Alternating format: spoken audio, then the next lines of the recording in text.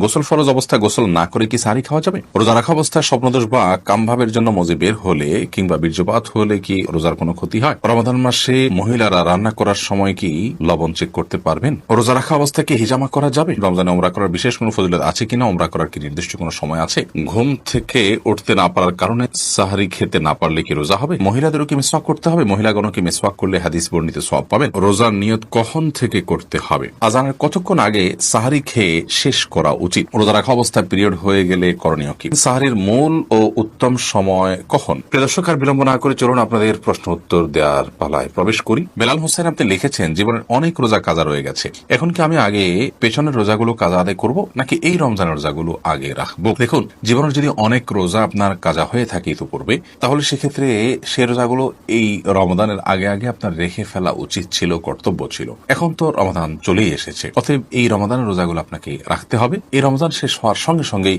আপনি বিলম্ব না করে বিগত বছরের, বিগত জীবনের যে রোজাগুলো আপনার কাজা হয়েছে সেগুলো রেখে ফেলার চেষ্টা আপনাকে অব্যাহত রাখতে হবে। এরপরে যে প্রশ্নটি দেখতে পাচ্ছি, জান্নাতুল ফেরদাউস আপনি লিখেছেন, রোজার নিয়ত কখন থেকে করতে হবে?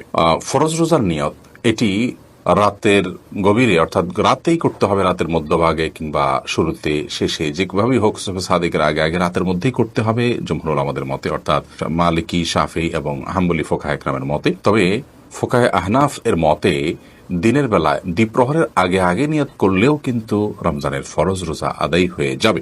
অন্যান্য যে নফল রোজাগুলো আছে সেগুলো দিনের বেলা দুপুরের আগে আগে পর্যন্ত নিয়ত করলেই হয়ে যাবে সবার সর্বসম্মতি ক্রমে। তাহলে খোলাসা কথা হলো, রমজানের ফরজ রোজার নিয়ত রাতেই করতে হবে অনেক ফোকাহে কেরামের মতে।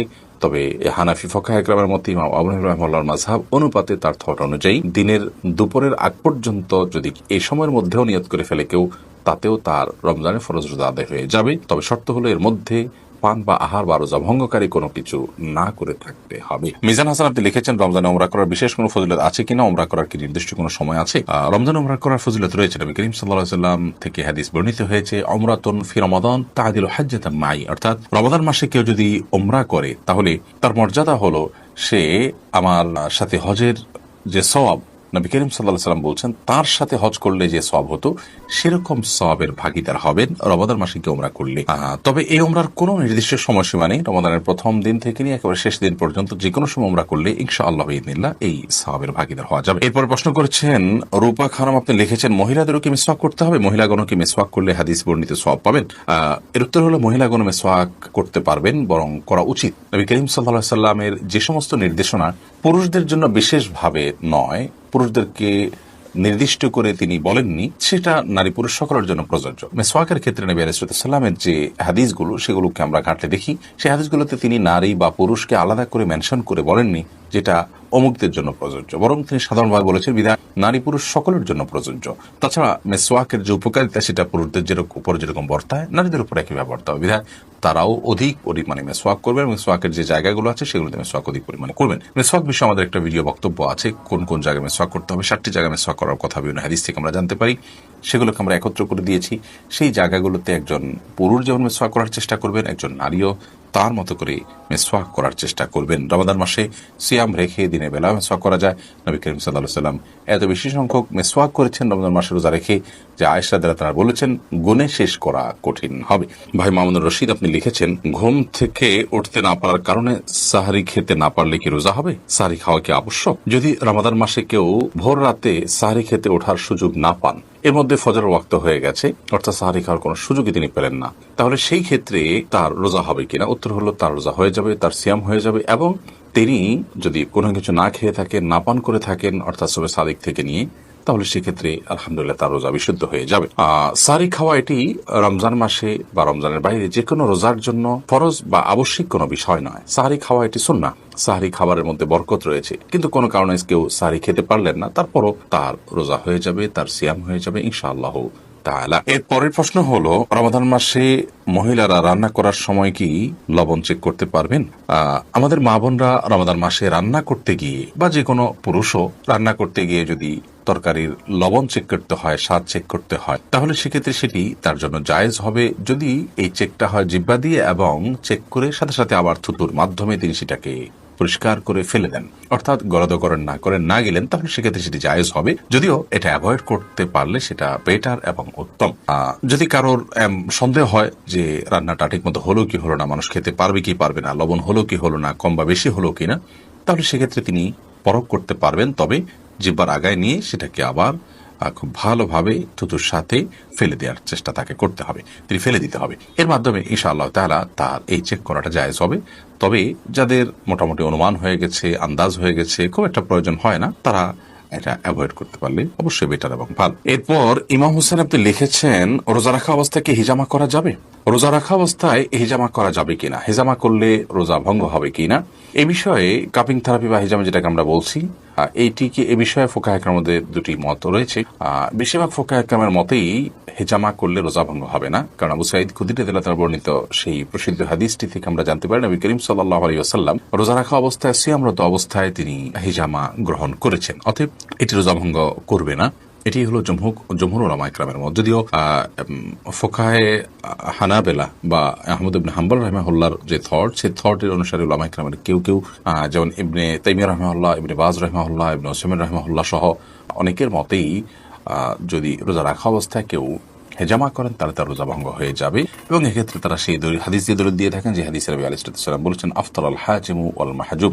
সেই হাদিসের অনেক ব্যাখ্যা, অনেক বিশ্লেষণ, অনেক আপনার জবাব প্রথমত উলামা ইকরাম দিয়ে থাকে।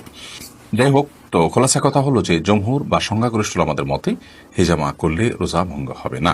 এরপরে প্রশ্ন করেছেন শাহেদ আলী, আপনি লিখেছেন, রোজা রাখা অবস্থায় স্বপ্নদোষ বা কামভাবের জন্য মজি বের হলে কিংবা বীর্যপাত হলে কি রোজার কোনো ক্ষতি হয়? রোজার মধ্যে কামভাবের কারণে যদি কারোর মজি বের হয়, যেটাকে আঠালো কিছুটা আঠালো পানির মতো যে পদার্থ যদি বের হয়, তাহলে সেক্ষেত্রে তার ফলশ্রুতিতে রোজা ভঙ্গ হবে না। বীর্যপাত যদি হয় এবং সে বীর্যপাত যদি হয় উত্তেজনার সাথে, তাহলে সেক্ষেত্রে সে রোজা ভঙ্গের কারণ হবে, সেটি হস্তমৈথুনের মাধ্যমে হোক বা অন্য কোনো কাম ভাবের কারণে, কোনো যৌন বিষয়ক চিন্তা ভাবনার কারণে বা এ জাতীয় কোনো আচরণের কারণে যদি আপনার কামভাবের সাথে উত্তেজনার সাথে যদি বীর্যপাত হয়, তাহলে তার ফলে রোজা ভঙ্গ হবে। আর যদি কারোর অসুস্থতার কারণে বীর্যপাত হয়, শারীরিক কোনো দুর্বলতার কারণে অথবা স্বপ্নদোষের কারণে, তাহলে তার কারণে রোজা ভঙ্গ হবে না। তবে মজি যেটা কিছুটা আঠালো পানির মতো, সেটি বের হওয়ার ফলে, যেটা বীর্য নয়, শুভ্র সাদা নয়, সেটি বের হওয়ার ফলে রোজা ভঙ্গ হবে না। তবে সেটি বের হলে অজু ভঙ্গ হবে। তবে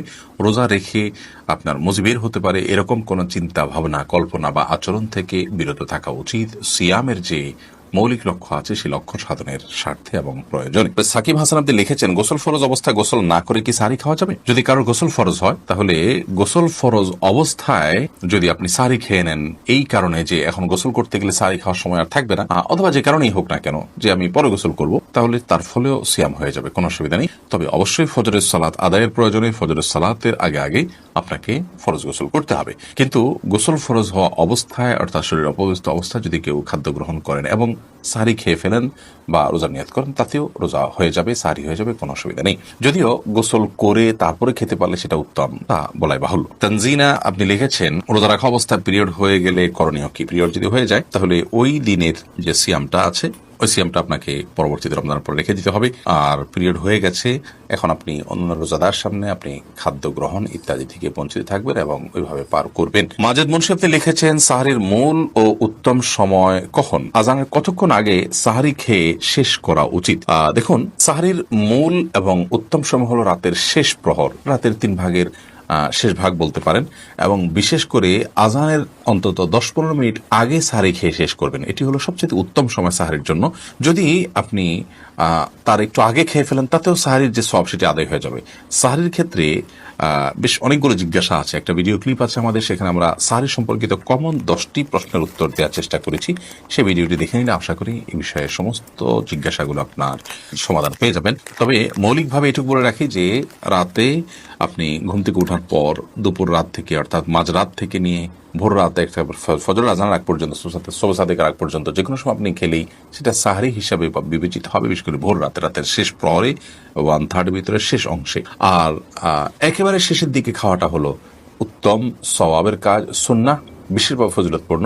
তবে একেবারে শেষের দিকের মানে এই নয় যে আজান হচ্ছে ভাব ঠিক সেই মুহূর্তে আপনি খেলেন, অর্থাৎ সুবহে সাদিকের ঠিক সঙ্গে সঙ্গে বা ওই টাইমের কাছাকাছি সময়ে আপনি খেলেন, এটি কিন্তু উত্তম নয়। বরং নবী করিম সাল্লাল্লাহু আলাইহি ওয়াসাল্লাম সারি খেয়ে শেষ করার পর সম্ভবত 100টি আয়াত তেলাওয়াত করার মতো সময় তার হাতে থাকতো।